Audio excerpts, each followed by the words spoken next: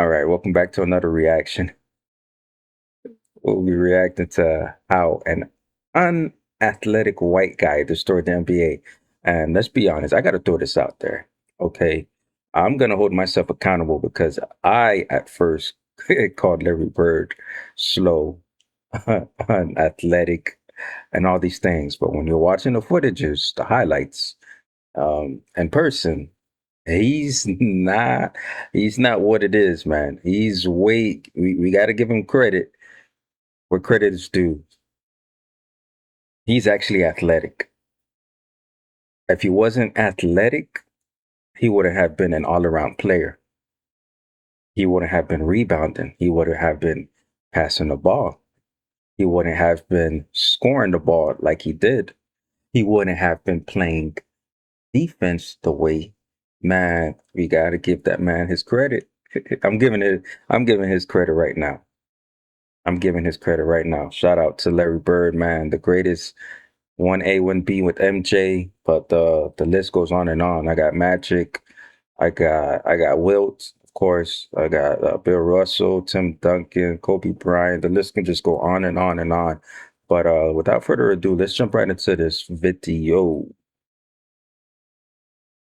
Larry Bird was just a white hick with a bowl cut who drank Miller Lights, chewed tobacco, fought bartenders, ate McChickens, had the back of my grandpa, and couldn't jump over a piece of paper. But he also had balls the size of King Kong, would insult his opposition for putting a white player on him, would tell you how he was going to score and then do it, create challenges for himself because the game was too easy, finished with 3 MVPs, 3 NBA championships, and etch his name as one of the best to ever do it, all due to his psychopathic drive to solve the game of basketball. Larry Bird might be a funny-looking dude from the 80s with a porn star mustache, a mullet, and a drinking problem, but he was also the baddest man to ever touch a ball. In a league that features some of undoubtedly the greatest and most physically gifted athletes the game has ever seen, how the hell did a slow-footed white dude who didn't have a lick of athleticism manage to not only survive, but absolutely dominate the greatest players of all time? Well, to find out, let's go back to French Lick, Indiana. Born in 1956, the fourth of 6 children loved one thing more than all, and I'm sure you can guess what it is. Everybody in my town had the same things. It seemed like nothing. So all we did was play sports. As a very impoverished family in a town where there really wasn't too much money to go around, Larry and his older brothers would hit the basketball court relentlessly. 1, because it was a cheap hobby to keep them entertained, and 2, because it hid them from their reality that was much, much darker. With 2 big bros who basically would kick his ass first and play basketball second, Larry quickly adapted to the hard-nosed, ultra-competitive, blue-collar environment, and quickly became the life of this small town of just over 2,500 people. As when he got to high school, this gym of 2,300 never had an empty seat to watch this kid play. He may not have been quick, he may not have been flashy, but standing at 6'9" as a senior, he was everything else. At 30 points and a crazy 20 rebounds a game, he not only would dominate you physically, but could shoot the ball, find his teammates, track down boards to a crazy extent, and had an all-around crazy mind for the game. But to be a genius in one area, you likely have to sacrifice in another. Simply put, Larry Bird was a bit weird. Quiet kid with a bowl cut doesn't exactly scream star recruit in the state of Indiana to play under legendary coach Bobby Knight. But after 24 days at Indiana State University, Larry Bird felt out of place and returned home, giving up on his basketball endeavors at the top of the world to become a garbage man with the city's sanitation department back in French Lick. Larry didn't have too many kids to talk to his age. He and his family didn't have any money, but Larry always had one thing: his dad that he shared everything with. Joseph Bird was a hard-working construction worker that Larry really wanted nothing more than to be like. If you worked 40 hours in the Bird household, you were a part-time worker. Larry recalled a time helping his dad with a broken and swollen black and blue foot into his boot before getting back out on the construction site. Bird's pops may have been a role model, but that didn't hide the disaster that was going on behind the scenes. As a Korean War veteran, Joseph Bird had his own issues he was battling. Living with the experience of a bloodbath as well as frequent unemployment issues with the limited labor force in French Lick, his method to cope with his struggle always involved booze. As his drinking problem forced his wife out of the marriage, the issues would only be amplified. As financial and substance issues would stockpile, a call to his then ex-wife regarding his late child support payments would end with him saying, "Maybe you'd be better off without me." He would be found dead later that day with a handgun, causing a ripple effect that Larry never recovered from. Everyone I'm gonna be honest, man. Larry Bird had a tough upbringing, man. It was tough, especially losing your father. Not only losing your father, the father was going through, you know, I'm gonna say like PTSD from the war. And then that affected his behavior and going job from job. But one thing can't take away from Larry Bird's dad, man. He's a hard worker. Hard worker. Imagine you got a broken ankle, and that's where the mental toughness came from. But Larry Bird seen that, and I'm sure all the injuries that Larry Bird had through his career, still a legend, still a great. My question would be, if he was injury free, what kind of damage would he be doing? No, no, no. I'm saying it wrong. If he was injury free, where would his accolades be? Right. He got 3 chips. Would it have been more championships, right? Would it have been more MVPs? Right.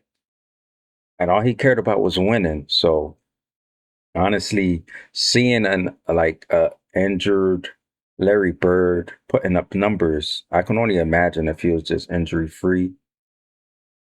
Easy. He dominated then. He'll continue to dominate if he was injury free. Especially being 6'9", 6'10". Oh, you gotta love it, man. I love that the all around architect of a basketball player, because you could do everything and anything, and that's what it is, doing everything and anything to help the team win. But the dad is a real soldier, man. Black and blue. Put the boots right back on the next day and get out there. Shout out to him.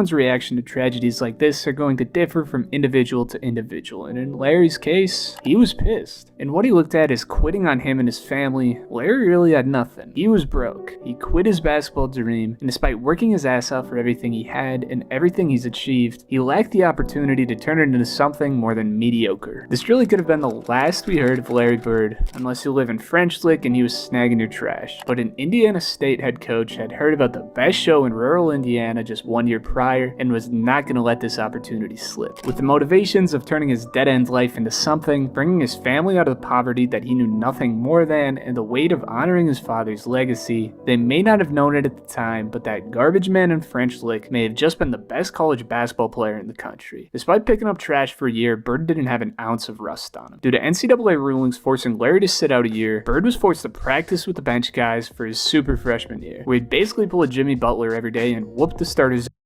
Hold on. I apologize for pausing. Shout out to the content creator for this content. Larry Bird really cooked his college teammates wearing jeans. Do you know how hard it is to move in jeans?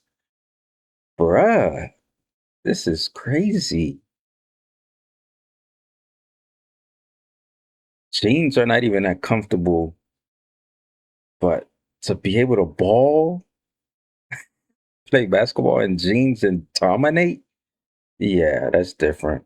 Ass with a squad full of scrubs. It was a surprise to everyone except anyone who had seen him play before that coming into his sophomore year, he was one of the best players in the NCAA, putting up 32 points a game without a damn 3-point line as one of the best shooters to ever lace him up. Larry was never not the man on the court. Larry turned the 13-12 Sycamores into a 25-3 powerhouse after not playing a game for 2.5 calendar years.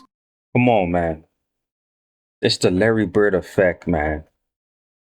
13-12 to come after, and you have that impact. It's the same thing when he got into the league as a rookie. Turned the Boston Celtics organization around over time instantly. It's the Larry Bird effect, man. If those are the stats that people don't look at. Yeah, you can look at the points, you can look at the rebounds, assists, wins and losses, but the impact of what a basketball player has on his teammates, on his coaches, on the organization, and also on the fans, it goes unnoticed. Shooting 54% from the field with 13 boards, 4.5 assists, 2.8 steals, and a block. Larry Bird was a brilliant two-way point forward who may have just been the best scorer in the world. Now we come to the subject of, this is bird country. Oh, this is bird watching country, but this is a rare bird. There's a meteor called Haley's Comet. that appears once every 76 years. And that's what they call him down here, Halley's Comet. He has unbelievable ability, and welcome to Larry's world. Number 33, the center, a 6'9.5" senior from Celtic, Indiana, Larry Bird. It didn't take a lightning-quick first step or biceps the size of your head to do it. Just a guy who can use every bit of his 6'9" frame through finding his spots, creating space, and taking what the defense gave him. Turned this garbage man on a nobody team to one of the best shows in college basketball. I went in there and they had like a 13-13 season. All of a sudden, you go from having 2,000 and 3,000 people at your games to people can't get tickets. Larry Bird was on the cover of every magazine, and the Sycamores were catching nationally televised games that they had never received before. But as the world couldn't get enough of Bird Country, his quiet small-town energy didn't let them get any closer. He really didn't talk to any news reporters, you really didn't see him out. Bird was a mystery man that popped in and dominated, then disappeared before you could bother him. The glitz and glamour of being the face of the NCAA didn't really entertain him, but what did was willing his way to the top of college basketball. Trying to set it up. The score, 4-2 Houston. Smith penetrates the lane. Feeds it off to Bird. He's there. He got it. What a move by Larry Bird. The jumper gets Gilbert on board. Control, feeds off the toe, next to goal. Inside. Great pass. Oh, and that dunk over Watkins. He knew that was going in. 7 seconds to go. Reed gets it to Heaton. Heaton the clutch player. He made it! He shot that with his left. I seen that highlight. Oh, let's rewind just a little bit. Watkins. He knew that was going in. He knows how to use both hands. Reed gets it to Heaton. Heaton the clutch player. He made it! Bob Heaton keeps Indiana State undefeated. They're on to the Final Four. Despite being drafted 6th overall in the '78 draft, Larry Bird was set on leading this unranked school to a tourney run as long as he could do it his way, and before you could blink, he was on his way to doing it. Climbing from unranked in week 1 to the #1 school week 13 on the back of an undefeated season, Bird Country was in full swing and then some. It really made you understand why, even though you couldn't have him for a year, the Boston Celtics thought this dude was worth the wait. If you weren't eye on him through the regular season, you for damn sure were tuned in by the NCAA tournament, as the most anticipated matchup in sports would draw the highest rated finals in tournament history, while the world sat to witness the birth of one of the most infamous rivalries in sports history. Magic Johnson and Larry Bird were set to define the era of basketball as we know it, with the biggest stage in college basketball set to kick it off. The battle between the player of the year and the upcoming 1st overall pick had all the makings of an all-out movie. Bird had established himself as not only one of the best players in college, but one of the best players to ever play in college. Running a mid-major team to the top of the NCAA is something that just doesn't happen. And with his 28.5 points, 15 boards, and 5.5 assists, Bird put together one of the most complete carry jobs ever. But Magic wasn't too far behind him. Far and away the best draft prospect this year with transcendent length, playmaking, and leadership, this colossal matchup had quickly grabbed the attention of the whole world, and they got their money's worth. Good shooter, a sophomore, and here's the great player Bird. Reed open. Indiana State takes it. Magic Johnson with the ball. Oh, he scores! And he is fouled. Look at Urban Magic. You're on fire. Magic Johnson from 15, and he loves to hit that. The players are not hitting that perimeter shot. Oh, Bird! Great play by Bird, and he saves it. That was. Here we go. The unathleticism that they be talking about. Come on now, give the man his credit. Look at where he at right now. Look at the court and look how high he is, and then look at where the ball is to stop an alley-oop, man. Give him credit on the defensive end. He's athletic, man. He's definitely athletic on the defensive end all around, man. An alley-oop pass almost trying to get it into Kelson. Standing ovation. Magic Johnson, a 4-point play. And Michigan State has an 11-point lead. Bird. Though he came up short, this one was a battle of the century. Reload in the pass. Look at Johnson. Go. You ain't have to drop that statement junk, man. I said statement junk. Oh, Lord. Statement dunk. You ain't have to drop that statement dunk like that. It's all over. Michigan State University, national champions, 1979. Plenty of people were disheartened to see Bird lose, but plenty of people were also equally glad to see Magic win. The division of this rivalry put asses in seats at the college level, and with the picture-perfect story with Magic Johnson being drafted first overall to the Los Angeles Lakers, this revived the biggest rivalry in sports at a time where the NBA brutally was in need of it. The aftermath of the infamous Wilt and Bill Russell rivalry resulted in a decade of declining attendance and TV ratings. The NBA was desperate for face of the league to arise, and they were lucky enough to land two of them at the same time. Entering the NBA, Larry Bird instantly was one of the best players that the league had to offer. Despite some of his teammates refusing to allow some white kid to come in and steal attention away from them, that white kid led the 29-53 Celtics to the biggest single-season turnaround in NBA history. I'm thinking, oh, he's slow, he can't get off a shot. He's not that strong. This is going to be a layup. This is the perfect definition of don't judge a book by its cover.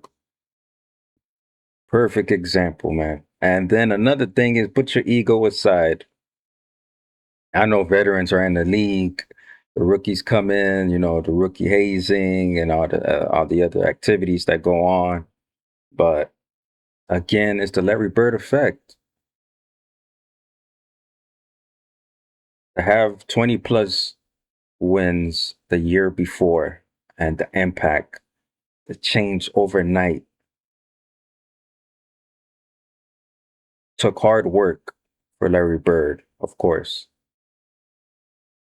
At a young age, growing up, took a lot of hard work.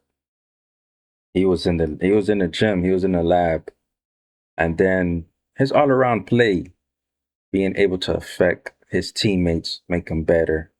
But that's the definition of don't judge a book by its cover. Bam, knocks down a jump shot. Okay, maybe that was luck. Gets the ball again. Bam, knocks down another jump shot. Now I'm thinking like, okay, hey, you know what? I'm gonna D this guy up. I'm gonna show him what it's like. 20 feet away. Bam. 25 feet away. Bam.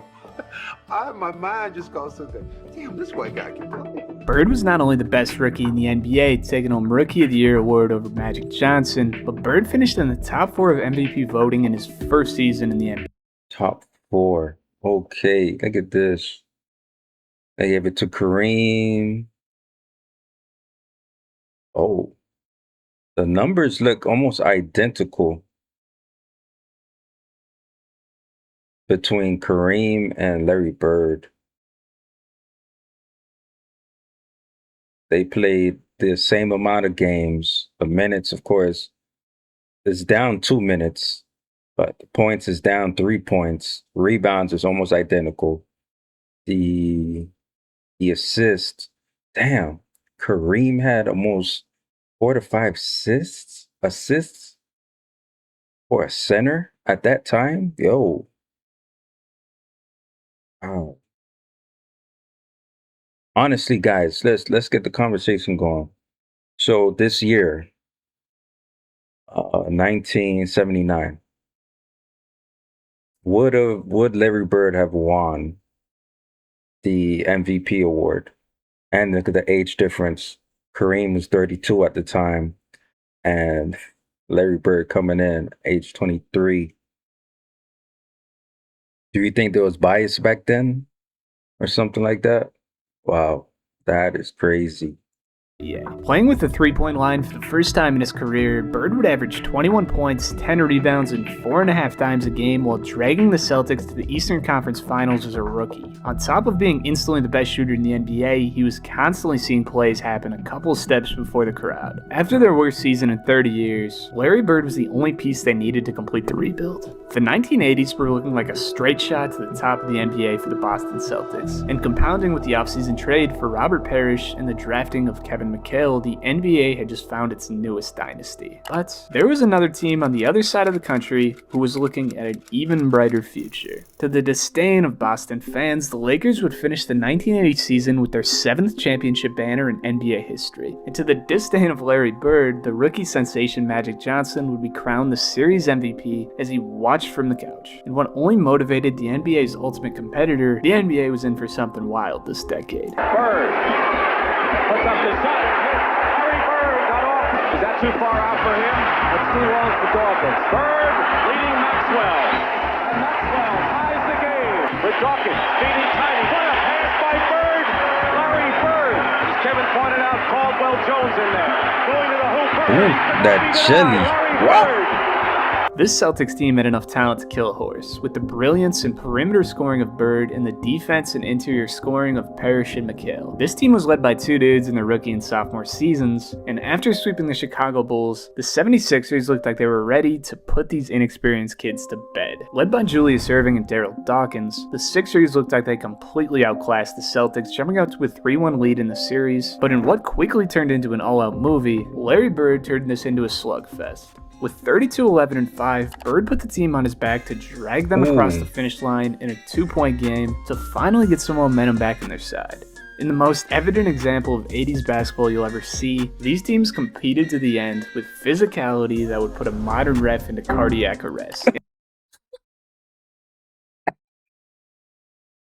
Teams competed to the end with phicality that would put a modern ref. Isn't this ref right here? Isn't it Scott Foster? Guys, comment down below if I'm correct or not. I think that's Scott Foster. But bro, they let them guys get it done back in the days, man. Hands were flying. The altercation. But you can't discredit Larry Bird's heart and passion. Like he's gonna stand on business no matter what it is. He's not running from nobody. Man, I love that. I love that. Into cardiac arrest. In a 2-point game in Game 6 and a 1-point nail-biter in Game 7, the Boston Celtics were officially back. In one of the craziest sports towns in the world, this unsuspecting white kid who had to leave college to pick trash just a few years ago was the new face of NBA basketball. Landing in the NBA Finals in just his second year in the NBA, the struggles to pack seats for the past few years were Get this. I know you guys were lit at that Boston Garden, man. Dang. Oh, what a time to be alive, man. Shout out to you that experienced Larry Bird. And not only Larry Bird, man. Shout out to you that experienced the 80s basketball. certainly not seen in the Garden. In a 6-game series that really shouldn't have gone that far, the Celtics made you forget that just 2 years ago, this Houston Rockets team had the MVP and Boston was the worst team in basketball. Larry Bird took control of the NBA, leading a dead-end franchise to an NBA championship in just his second year in the NBA. Now Larry, as soon as he shot that ball, knew he missed it. He knew he missed it right. He took off right for the basket again, not being boxed off the boards. Made an incredible recovery and shot it in with his left hand. Just a great, great shot. You won't see. Again, here we go. The athleticism. He shot the ball. He had an instinct that it may miss. So what did he do? He made the effort to get the second chance points, the offensive rebound. That's athleticism. To each its own, to be honest. But to me personally, that's athleticism because of the effort. Much better move than that. Seconds, one, and the world champion, the Boston Celtics. If Victor Wembanyama takes home a chip next year, the world is going to lose their minds. And that's exactly what happened in Bird Country. Larry was the new poster boy for basketball with the mustache mullet man pictured everywhere you look. With the best regular season in the league in the 1982 season, the NBA had their new golden boys, as Larry finished second in MVP voting for the second year in a row, with 23, 11, and 6 with 2 steals a game. Storming back into the 1982 playoffs as the new favorites in the NBA, the team that gave them the most trouble out of everyone came around for payback. In another war of a 7-game series, the Philadelphia 76ers had gotten their revenge and punched another ticket to the NBA Finals. The only problem was, Magic Johnson was once again waiting for them. Despite playing alongside one of the best players of all time in Kareem Abdul-Jabbar, Magic was the clear captain of that Lakers squad and was awarded with his second Finals MVP in his first 3 seasons in the NBA. In what seems straight out of a Disney movie as the league was at its lowest, 2 Midwest college players duke it out in the biggest college game in history, split to 2 major big market rival teams in need of young talents, and come in to win the first 3 finals they play. If this happened today, I think it would light the world on fire. And when it happened then, it was enough to catapult the NBA to all-time heights. Magic Johnson and Larry Bird might have just came in and saved basketball. Things may have looked up in the moments. Sure, Magic may have won a couple rings, but Bird was sharing that poster boy spot with him, was richer than his wildest dreams, and could sit back and enjoy the fruits of his labor. And that's kind of what he did. With his worst year yet in the league at 56-26, Larry was riding the buzz of being that guy a little too hard. Sliding into the second round with a pretty cakewalk matchup against Sidney Moncrief and the Milwaukee Bucks, the Celtics fell asleep and never woke up.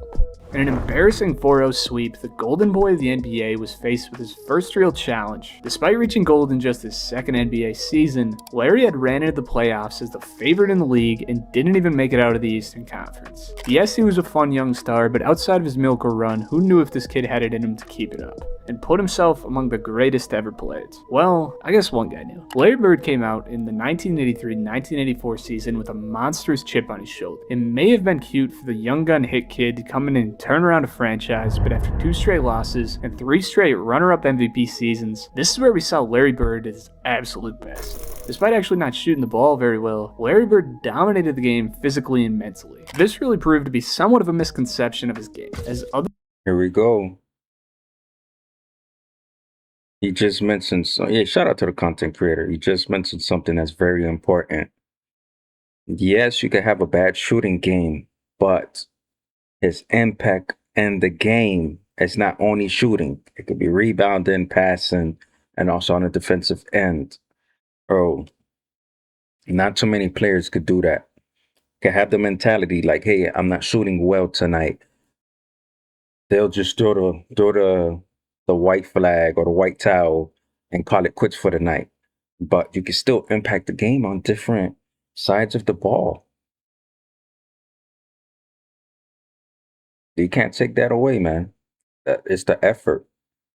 Other than his rookie year, Bird only shot a pretty poor 26% from beyond the 3-point line up to this point. He didn't need the 3-ball to put up over 20 a game, even though later in his career this aspect was absolutely dialed. His mid-range shooting, post-up game, and craftiness with a big give-and-go game willed the ball in the basket when a little bit of size was his only physical advantage. But his IQ on the floor was on a whole nother level. Larry Bird used every tool in his bag to not only beat you, but pummel you, then let your ass know right after. Larry knew how to create advantages as well as anyone, with a quick array of head and ball fakes to get you going, and once he had the advantage, he had the touch to capitalize on every single one of them. And at 6.6 assists a game, he was the best passing wing ever up to that point, and even now holds up with some of the best ever dudes. Larry Bird was so damn well rounded, and this season it was no question who the best in the world was, with Larry Bird taking home his first MVP trophy in his career. With Bird on top, the Celtics elevated right along with him. With Parrish and McHale on the blocks, Dennis Johnson coming into his own, and Larry Bird going supernova in the middle, this team was far and away the best team in the East, burying the Bullets in the first round, New York in round 2, and getting back to the Bucks in a personal ass-beating of an Eastern Conference Finals. The Celtics truly looked unstoppable on the back of who some were already calling the best ever dudes. After 2 years of losing, the Celtics finally looked ready to turn this one-ring team into the dynasty that they were bound to be. The only problem was Magic Johnson coming out of the Western Conference had the same damn intentions. In their 5th season in the NBA, every year it featured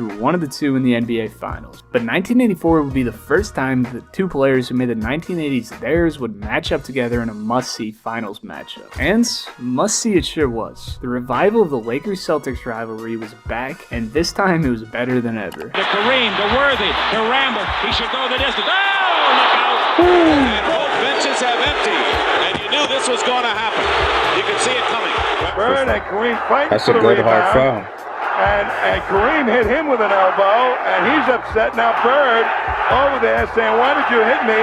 And Kareem saying, An all-out slugfest of physicality resulted in one all-time classic series. As back and forth as it gets, this series had it all. Late-game heroics from Bird with some massive scoring explosions, including a huge overtime win, and Magic Johnson showing why he was already the best playmaker to ever touch a basketball. Trading wins back and forth, this thing got ugly. Physicality up the wahoo, and even the hurdle of playing the Boston Garden with no air conditioning games 5 and 7. If you're a fan of 80s basketball antics, you've rewatched this series more times than any. At 27 points and 14 rebounds, Larry did everything he could do to win this series. When you're looking at a Game 7 in a 100-degree hotbox against Magic, Kareem, and Worthy, I don't think it's possible to feel comfortable about your situation no matter what, especially after a 4-quarter hounding in the Staples Center the night prior. When Game 7 came, it really could go either way. In a game that had the potential to shift the weight of the NBA on its side, it didn't matter how hot the Garden got. That thing was packed to the gills, and then they let a few more guys in. Despite a poor shooting night from Bird, the heroics of Cedric Maxwell and the contributions in every other aspect from Larry kept the Celtics on top late game.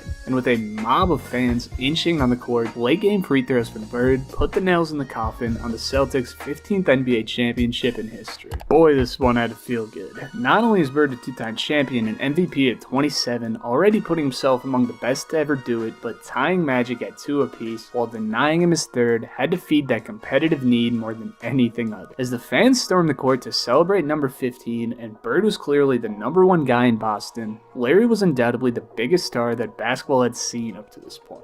As more eyes watch you and the lights get brighter, you either sink or you swim. Or if you're Larry Bird, you just walk on water, because as you couldn't get any higher, Larry Bird came into the next season as an even bigger star. He may have been cracking a few Millers in between seasons, but this dude didn't forget his 1,000 makes a day. Larry came out upping his average to near 29 points a game on an even better efficiency with a near 50-40-90 season, with no fall in his passing or rebounding numbers either. Larry, ever since coming into the NBA, had seen his 3-point stroke consistency free fall ever since being the best shooter in the league as a rookie. And after dialing in his game from 5 years of experience and upping his 3-point percentage to 42% in 1985, I don't know how you guard him, and neither did anyone else, as he would take home his second. Because he's unguardable. He's unguardable. You could try your best to play defense on him, but the mind of Larry Bird, the IQ, he's always thinking ahead of He's always thinking ahead of the game. 2, 3, or even 5 plays ahead. That is crazy. He's unguardable. Consecutive MVP trophy and one of the best regular seasons to date. Bird was at his absolute best all season long. As the face of basketball, shit probably got kind of boring, dominating 82 games a year before you get back to meaningful games. He had to complete some side quests. After running a 5-mile charity race and blacking out on Miller Lights the night before, the Birdman might as well set the Celtics' all-time scoring record in Atlanta, jumping a 60-piece on a bunch of hopeless grown men. Bird was that guy, and he'd let you know. 60-point Keeping it game. interesting by telling the Mavericks bench where he'd catch the ball and shoot it before they could grab it out of the net, and then keeping his promise and giving them a wink. Bird was the best trash talker in the NBA. Even when matching up against a young Michael Jordan, he had to remind the Bulls that this shit was still Bird country. After a young horse graduated, He actually said that. This is still Bird country. Hey, man, the best trash talker of all time, man. If you haven't done so, hey, check out the videos where I reacted to his trash talking stories. They were savage, funny, and hilarious. He's the best trash talker. He's the best trash talker. I don't think in modern NBA, I've noticed certain like modern NBA players will try to throw shade at the OGs, but nah. You can tell, if you really know basketball, you can really tell which era of basketball is the best. Like the NBA legends, the mentality, the mindset, the mental toughness that Bird has. Imagine that going through a modern NBA season. If Bird was hurt back then and Bird playing hurt in the modern NBA, bro, dominance. He'll dominate in today's NBA. Not even close. Tried trash talking Larry, he let him know to a T he was going to fake left and go up with the right hook. I probably don't even need to let you know what happened next. An extra pretty humble occasion, Reggie Miller would make the same mistake shit-talking Bird right before he stepped up to the line. Bird stopped and stared at the kid in the eye and told him, "You gotta be kidding me." Knocked down one, looked at him again and said, "Rook, I'm the best shooter in the league right now. Understand?" And then knocked down the second. He even left off the best player in the league part of that too. Storming into the playoffs with the new shiny MVP trophy at home, the second award clearly didn't mean too much to him. The MVP didn't really, after you win one, to me it really don't mean that much to win another one. The thing that you try to go for is the championships, because once you win an MVP award, it's yourself, you're by yourself. Once you win an NBA championship, the whole city's involved. I apologize for cutting him mid-sentence, but that makes 100% sense. There are certain players that all they care about is the accolades, the MVPs, like the rebounding titles, like the scoring titles, the most assists, the most points, this and that, which are individual. But it's all about team. It's all about the team, man. Team winning, team accolades. Oh man, that's why there's a difference when it comes to doing whatever it takes to win. The effort's gonna be there, man. If your team is down 5 and you need to tie the game, players like Bird, MJ, Kobe's, et cetera, take over the game to help your team get the lead. If it's a tie game, you need that clutch rebound,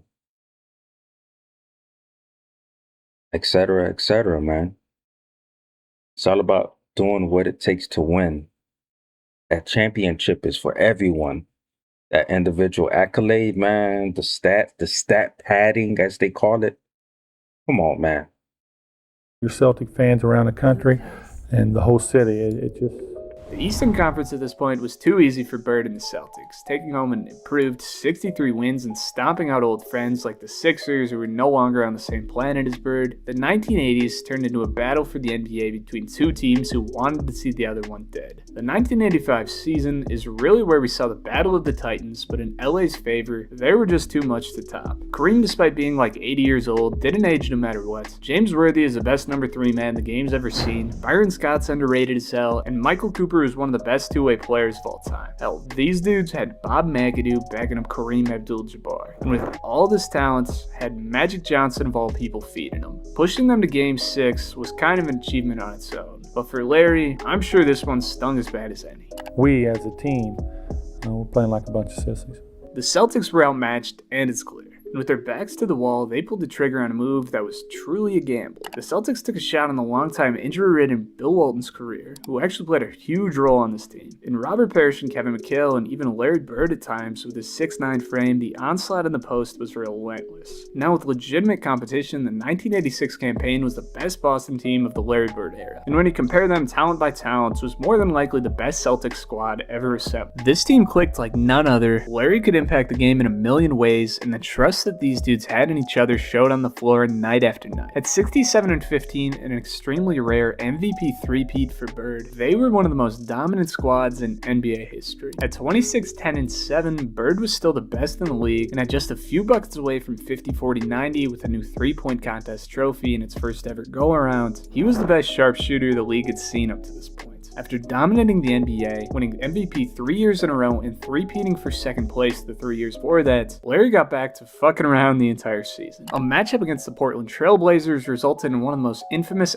FU games in history. After telling the Blazers that he was saving his right hand for the Lakers, Bird went out and torched Portland for 47 in Portland with his left hand while burying the game-winning shot. Bird was the baddest man in the league, and he was running a powerhouse straight to the top. And what was clearly the best team in the league and the best team of the Bird era, the Celtics curb stomped the Eastern Conference. series. Sweeping the Bulls, nearly sweeping the Hawks, and sweeping the Bucks, Celtics stormed in the finals, losing only one game before matching up with an old friend. The new and improved Houston Rockets may have been the best set team to take down this powerhouse of a Celtics squad, as probably the only team with a better front court with the twin tower duo of Hakeem Olajuwon and Ralph Sampson. Their only problem was that they had no answer for Larry Bird, if that was possible. Winning the series in 6 games, the only thing on Bird's mind was how the hell they even let him win a pair. With 3 NBA championships, the Celtics were officially a dynasty, with more cinemas to show for it in the 1987 season, averaging 30, 10, and 8 against one of the best perimeter defenders ever in a 7-game series, and another 27, 10, and 7 to follow in one of the most memorable matches of the decade against the dirtiest team the game's ever seen. Bird had it out for the bad boy Pistons, but damn, they never made it easy. In a series that...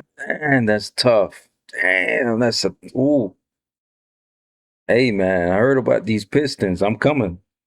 I am coming, man. I'm going to be reacting to the Detroit Pistons. I'm going to be reacting to Kareem. Going to be reacting to Magic Johnson. Stay tuned for that, guys. But, man, oh, man.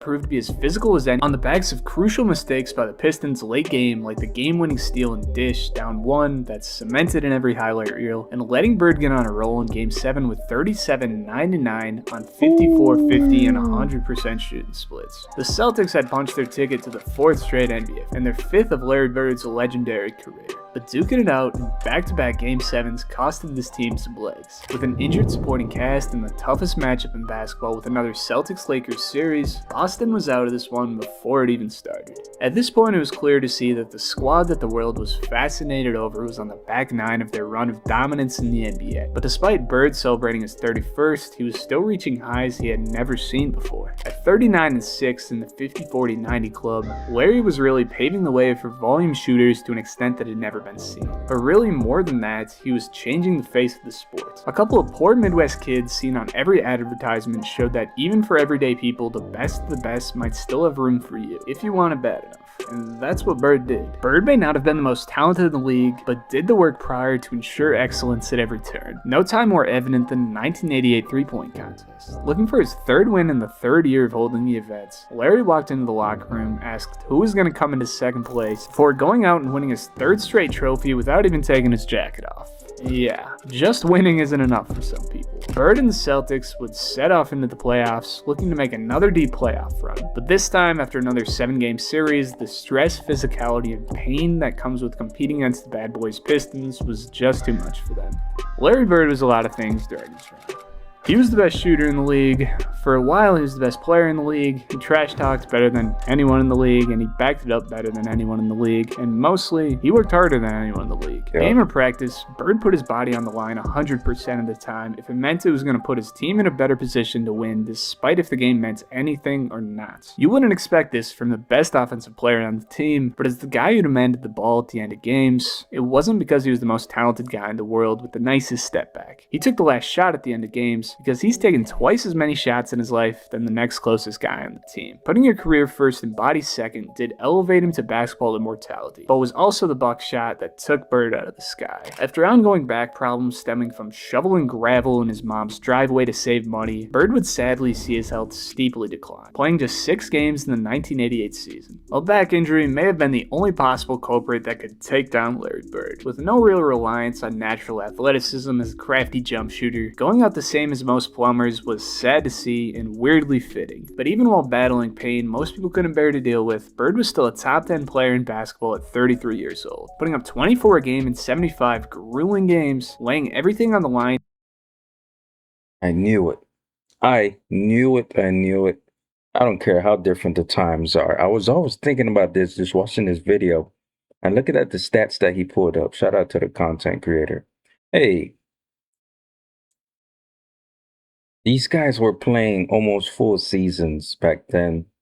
Of course, injuries happen, but I'm seeing 70 plus games being played by these guys, the legends and stuff. But nowadays, there's some players that do it, but majority of the time, how could the best era of basketball, the most physical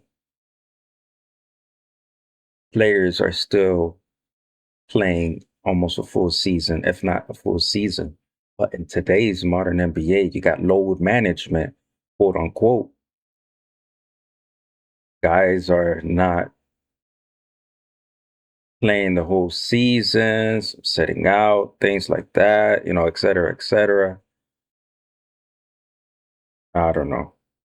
I don't know. To sneak his aging roster in the playoffs, Bird sadly left too much out on the floor, sitting out the first round due to injuries, as without their star, the Celtics were dead in the water with a 3-0 sweep. With 2 early exits in the following years and declining minutes, the back problems had officially put the Birdman out of commission, retiring from the NBA after 13 seasons that will live on for a lifetime. With career averages of 24 points, 10 rebounds and 6 assists on just under 50-40-90 for his career, Larry Bird easily put together one of the most complete careers in sports history, with a lineup of MVP awards cementing him as a top individual talent for years, Finals MVPs cementing his legacy within one of the most storied franchises in sports, All-Star selections every year that he played, and even a trio of 3-point trophies as the grandfather of the shot that took over basketball. Larry Bird's career may have been cut short, but I'm not sure the league could have handled another decade of the Birdman. At the end of the day, a small-town kid dealing with eternal grief really put a random school in the history books, revived the NBA during its darkest days, became the face of basketball for a decade, became globally recognized as an all-time great competitor, stacked awards to the ceiling, while inspiring millions of people across the globe in the meantime. That's not too bad for a garbage man out of French Lick, Indiana.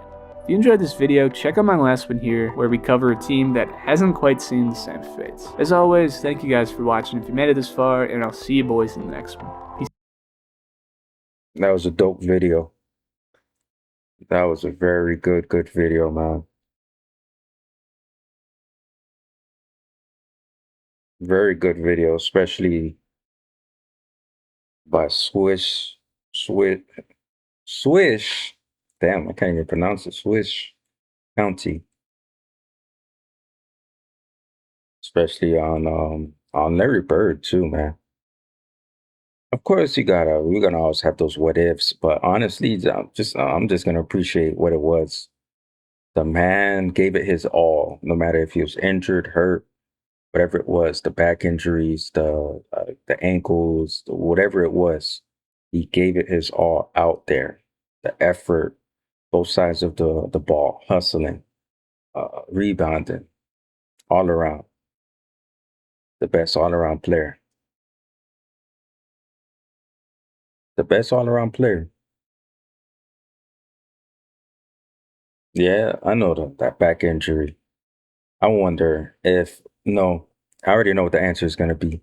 If Larry Bird had to do it all over again and shovel gravel at the mom's house, he'll do it again. Dang, that's different, man. That's how you move. That's a great way to move, man. Larry Bird, his personality, very, very introverted. You can see it. He stays in his lane. He's not flashy. He's not in your face. That's what you call a quiet success. Because, of course, he was trash talking and everything, but he wasn't doing it. He knew who to do interviews with and who to talk to, and it wasn't, having a friendship with other legends and stuff. It was all basketball, strictly basketball. Shout out to Larry Bird, Larry Legend, man. Hey, you made it to the end of this video. Hey, hit that like button on the way out. Subscribe for some more sports reactions, and catch you guys on the next one. Hey guys, I got some merch. We got some merch in the house. I'm gonna link it down in the description and also in the comment section. These were personally designed by myself, and also I worked with a graphic designer. Here are a couple of mock-ups as well. Jesus, the way, the truth, the life. That design was personally designed by me. Also, another design is this one right here. Jesus is the real king. That was personally designed by myself. This one right here is a personal message to men. We need Jesus. We need masculinity and godly men in the world, because it's going to be a better place. Fathers, husbands, we need order. The broken family is not working. We need to come back to the order, God's design. Here's this one. No pornography. It was an addiction that I dealt with, and I wanted to put it on a t-shirt. Here's this one, love. God is love, and because we love is because from God himself. And here's another one. Here's another design. Fathers matter. I don't care what the government say. Of course, it's another message for broken homes. We don't want broken homes. Here's another one right here, and it'll be in the description box, and it'll also be in the comment section. So let's get back to the video.